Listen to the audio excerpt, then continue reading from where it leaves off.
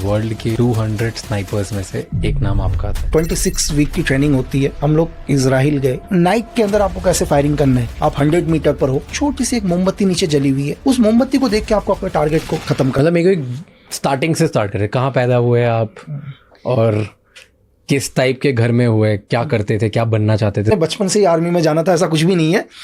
घर पर देखा, मतलब ग्रैंडफादर को तो मैंने देखा नहीं है ना, तो मेरे पैदा होने से पहले ही वो शहीद हो चुके थे 1971 के वॉर में, तो ग्रैंडफादर को नहीं देखा मैंने। तो मेरे फादर को देखा, पड़ोसियों को देखा, सब आर्मी से ही। तो ऐसा नहीं कि मुझे भी जाना था, ठीक है। तो मैं अपने बुआ के वहाँ पढ़ाई के लिए आ गया था, जयपुर। ओके। तो मैंने जयपुर से ही, एजुकेशन मेरी जयपुर से ही है, केंद्र विद्यालय से, तो वहीं से पढ़ाई करी। और कुछ नहीं पता था कि मैं ये करूंगा करके। ऐसा नहीं है कि मैं ये बोलूँ कि मैंने यही करना था। और मैं तो ये कहूँगा कि मुझे खुद नहीं पता चला कि धीरे धीरे कैसे हुआ सब चीज़ें। तो कैसे, बट मेरे को समझाओ कि जब केंद्रीय विद्यालय में थे तो तब क्या बनना था, कुछ पता नहीं था? कुछ नहीं पता था, क्योंकि अब मैंने कहा मैं दूसरी दुनिया में आ गया हूँ। अब कुमाऊं से हट के मैं राजस्थान की दुनिया में आ गया हूँ, जहाँ कोई आर्मी नहीं, कुछ नहीं, कोई मतलब नहीं है, जहाँ मैं पढ़ाई कर रहा हूँ, ठीक है। किसी ने क्या बनना। तो नॉर्मली तरीके से क्या है कि जैसे जब मैंने ज्वाइनिंग करी थी तो उसमें गवर्नमेंट ने एक चीज़ डिसाइड किया कि जितने भी, मतलब जो भी आर्मी, एयरफोर्स, नेवी से जिनके फादर ने जो भी सर्व किया, तो हम उनको ज्वाइनिंग देंगे, एक एक्स्ट्रा कोटा।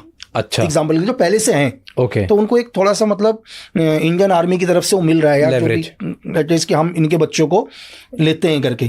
तो एक नॉर्मली तरीके से कॉलिंग लेटर हमारे घर पर भी आया। अच्छा, कि अगर आपके बच्चे को ज्वाइन करना है तो हम ज्वाइन कर सकते हैं करके।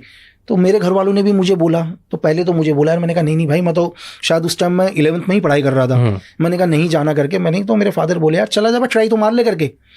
तो मैंने कहा नहीं, तो बोले कि मैं इतनी दूर कैसे जाऊंगा करके। मुझे लगा यार मैं कभी गया ही नहीं यहाँ से, मतलब जयपुर से मैं नागालैंड जाऊँ कैसे। तो मेरे घर वालों ने बोला तुझे इतना पैसा देंगे, इतना। तो मुझे पैसा लगा यार कि मुझे 600-700 रुपये मिल रहे हैं, और 600-700 रुपये तो मेरे यहाँ भाई साल भर चलेंगे पूरे के पूरे। तो जो मुझे पैसे मिल रहे थे, उस पैसे को अगर मैं खर्च भी करूँगा वहाँ पहुँचने में, तो फिर भी मेरे 300-400 रुपये बच रहे थे। तो मुझे सिर्फ उस चीज़ के लिए कि मैं चला जाऊँ करके, 600-700 रुपये से मैं आराम से अपना साल निकालूंगा करके। तो नॉर्मली तरीके से मैं नागालैंड गया, और नागालैंड मतलब जो भी मेरे डॉक्यूमेंट्स थे वो तो उत्तराखंड के ही थे। तो हर स्टेट को अलग अलग डिवाइड किया हुआ था उन्होंने, स्टेट डिस्ट्रिक्ट वाइज। तो जब भी मेरा नंबर आया तो मैं वहाँ गया और अपना एक सेंटर में जो भी अपना फिजिकल वगैरह दिया, पूरा का पूरा फिजिकल वगैरह देने के बाद जो भी उनके टेस्ट थे सारे कंप्लीट करे, और वापस फिर कुछ दिन के बाद वापस आ गया, और मैं भूल गया उन चीज़ को दोबारा, ठीक है। तो फिर अपना आराम से दोबारा अपना पढ़ाई, वो चीज़ें नॉर्मल। तो कुछ दिन के बाद एक लेटर आ गया कि आप दोबारा भेजो करके, ओके, री मेडिकल के लिए। और मेडिकल होने के बाद फिर नॉर्मली फिर वापस आ गए। फिर देन सडनली एक 6 महीने के बाद आता है कि आप ज्वाइन हो गए हो करके, आप सिलेक्ट हो गए। आप सिलेक्ट हो। और आप कितने साल के थे तब?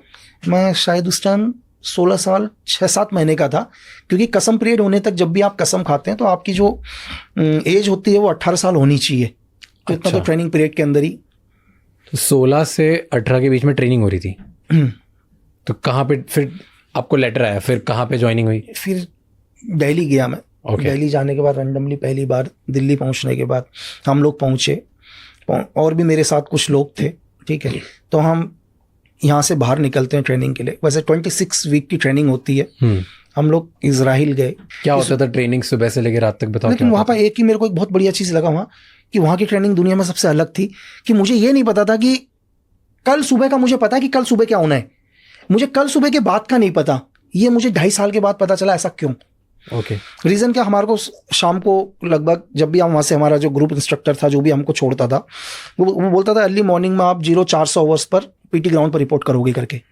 अब हमारा काम है 0400 आवर पर पीटी ग्राउंड पर पहुँच जाना, मतलब 4 बजे। 4 बजे मैंने, तो हम 4 बजे वहाँ सब खड़े हो जाएंगे बिल्कुल टाइम के हिसाब से। जो भी हमारे इंस्ट्रक्टर आएंगे, सुबह पीटीआई आएंगे, वो हमारे को पीटी कराना स्टार्ट करेंगे।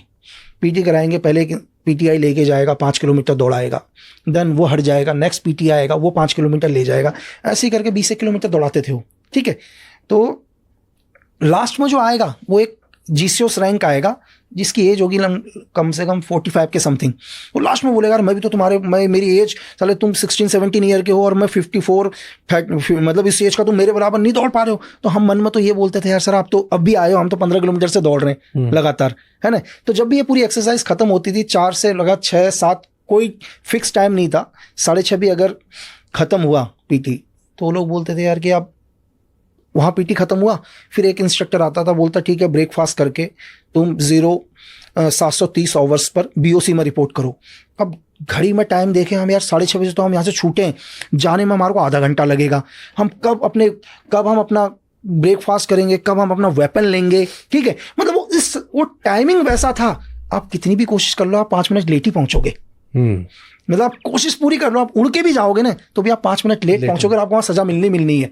क्या सजा होती थी लेट होने की? सजा क्या है कि जैसे आप वहाँ गए तो वहाँ जाने के बाद इंस्ट्रक्टर बोलेगा हाँ भाई कि साला मैं तुमसे पहले आ रखा हूँ करके, और तुम मतलब 2-4 गाली उसने देनी, और सजा क्या होगी कि उसको टच आदमी की मरने जैसी हालत वहीं हो जाती थी। मतलब आप ताकत नहीं रही बॉडी में, वो मतलब कि जितना हम सुबह एक्सरसाइज करके आए हैं, जो 20 किलोमीटर दौड़ के आए हैं, वो हमारे को विदिन 5 मिनट के अंदर उतना ही थका देता था। और एक साथ हाथ में उनके गोल्फ के स्टिक रहते थे, ठीक है। अब वो एक जिसके पड़ गया तो फिर उसके बाद होने के बाद next BOC battle obstacle course, फिर वो करना पूरा का पूरा 26-27 ऑब्स्टिकल से वो पूरा करना। तो लगभग 9, 9:30, 10 वहाँ बज गए। फिर जैसे ही 10 होंगे खड़ा तो वो बोलेगा ठीक है अभी घड़ी में 10 बज गए हैं करके, आप 10:30 बजे रॉक क्लाइंबिंग रिपोर्ट करो। अरे फिर रॉक क्लाइंबिंग, फिर भागना उधर। और साइकिल उन्होंने वो दे रखी थी कि जिस साइकिल के पीछे वो स्टैंड भी नहीं था बैठने का, मतलब जिसको साइकिल चलानी नहीं आती उसके लिए तो भाई वो तो महाभारत ही था, आप बैठा ही नहीं सकते ना किसी दूसरे को। तो फिर वहाँ पहुँचना, अपना रॉक क्लाइंबिंग में पहुँचना। फिर रॉक क्लाइंबिंग में अब उसने देख लिया ये आ गए करके, तो पहले तो रॉक क्लाइंबिंग में पहुँचने से पहले वो हाथ को ही खत्म कर देगा, 200, 250, 300 तो डिप्स लगाएगा, और जो हाथ में बिल्कुल ताकत नहीं रहेगी फिर कहेगा चलो ऊपर करके, ठीक है। अब रॉक क्लाइंबिंग खत्म होगी, वहीं पर आपका टी वगैरह आ जाएगा। तो रॉक क्लाइंबिंग जैसे कोई नहीं कर पाया, नहीं जानने ऐसा नहीं है कि डेफिनेटली हम क्या बोल रहे हैं कि हर चीज का एक प्रोसीजर है। ओके, ऐसा नहीं कि फर्स्ट दिन ही आपको धीरे धीरे आपके स्टेमिना को बढ़ाया जाएगा। जैसे आज हमने 10 किलोमीटर दौड़ा है, कल हम 15 दौड़ेंगे, उसके दिन 20 दौड़ेंगे, नेक्स्ट दिन हम 2 ही किलोमीटर दौड़ेंगे। वो सब चीज एवरेज को करके रखते हैं, ठीक है। और पहले मैंने आपको बोला वहां जाने से पहले वो लोग पूरा स्टेमिना पहले ही चेक करते हैं कि है या नहीं है करके। ऐसा नहीं है, मतलब मैंने आपको क्या बोला कि पूरे इंडिया लेवल से उन्होंने बुला रखे हैं, वो ट्रेनिंग के लिए उन्होंने 32 लड़के सेलेक्ट करें, तो उन्होंने डेफिनेटली देखा है कि इसका स्टेमिना क्या है करके पहले से, है ना, वो झेल पाएगा नहीं झेल पाएगा। तो फिर रॉक क्लाइंबिंग करी, जैसी आए मतलब बुरा हाल हुआ, 12, 12:30 बज गए।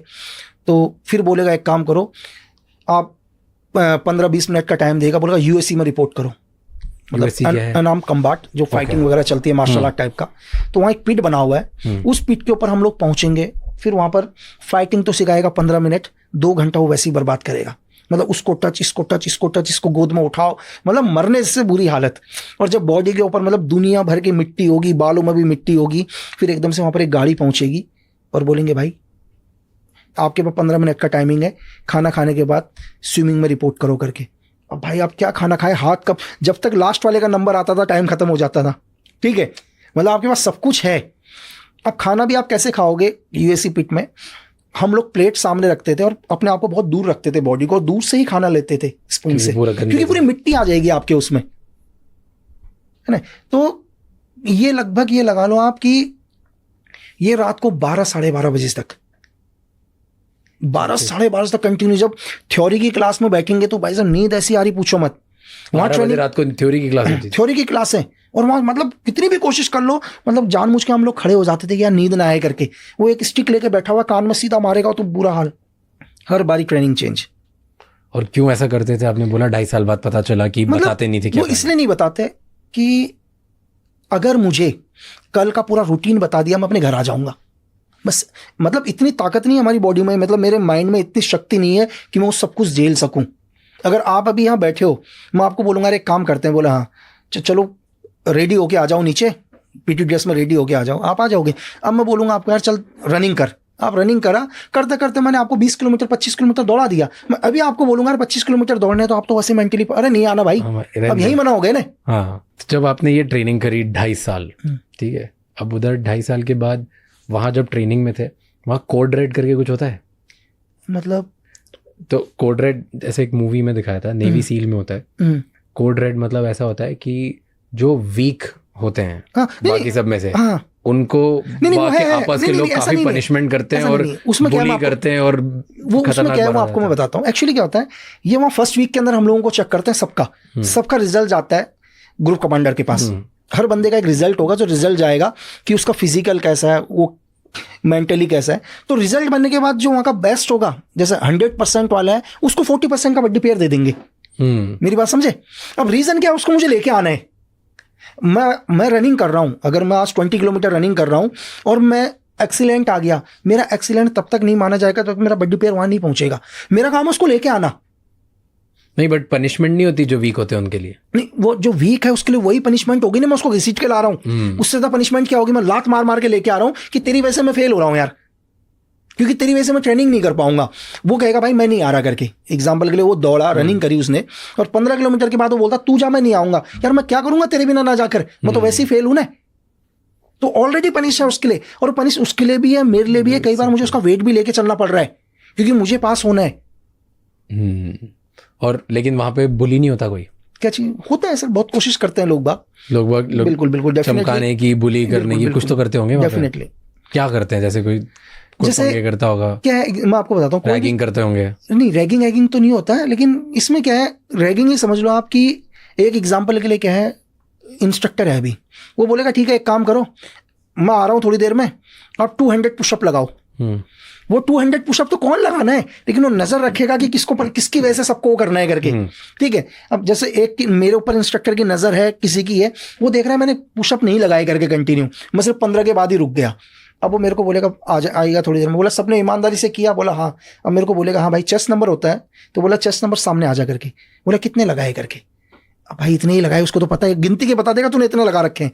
अब बोलेगा इसकी वजह से एक काम करो, तुम 100 पुशअप और लगाओगे करके सारे। अब सब किसके ऊपर गुस्सा हुए? मेरे ऊपर हुए, क्योंकि मेरी एक की वजह से उनको क्या करना पड़ा, 100 एक्स्ट्रा करना पड़ा। ये तो फिजिकल ट्रेनिंग हो गई, राइट। फिजिकल ट्रेनिंग के अलावा मेंटल ट्रेनिंग भी कुछ देते हैं? हाँ बिल्कुल सर, देखो मेंटल, फायरिंग, नेविगेशन, दुनिया भर की ट्रेनिंग। मतलब देखो फिजिकल तो फिजिकल ही है नॉर्मली। फिजिकल ट्रेनिंग के अलावा क्या है कि स्किल्स, आपको एक्सप्लोजिव, नेविगेशंस, आपको फायरिंग। और फायरिंग भी नॉर्मल फायरिंग नहीं सर। नॉर्मल फायरिंग तो क्या हो गया कि आप फायरिंग रेंज में गए, ठीक है, आप फायरिंग रेंज में मतलब 100, 200, 300 मीटर पर फायरिंग करा, वो नहीं।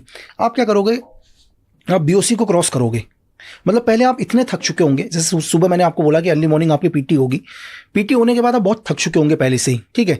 और थकने के बाद आपको बीओसी कराया जाएगा। बीओसी कराने के बाद आपको एक टाइमिंग डिसाइड होगा, ठीक है। बीओसी के बाद यूएससी में जाओगे आप, असल्ट ऑब्स्टिकल कोर्स होता है उसमें ओनली यार 5 या 6 ऑब्स्टिकल होते हैं शायद, तो और बहुत कम टाइमिंग है उसका, 5 या 6, टोटल टाइमिंग 6 मिनट के समथिंग का टाइमिंग है। इस 6 मिनट में 1 किलोमीटर या 800-900 मीटर के समथिंग में ऑब्स्टिकल बने हुए हैं 6। आप सारे ऑब्स्टिकलों को क्रॉस करोगे, और ऑब्स्टिकल को क्रॉस करने के बाद आपका वेपन वहाँ रखा होगा, ठीक है। कोई भी एक वेपन, चाहे M16 हो या AK कोई भी हो, आप वेपन को उठा के आपको टारगेट मारना है। आपका वेपन होल्ड ही नहीं कर पाओगे आप इतने थक चुके होगे, आप होल्ड नहीं कर पाओगे वेपन को। जब पहले दिन आप करोगे क्या फायर करूं करके, है ना, क्योंकि आप की बॉडी इतना आपका मतलब जवाब दे चुका है, आपका सांस आप नहीं रोक सकते हो।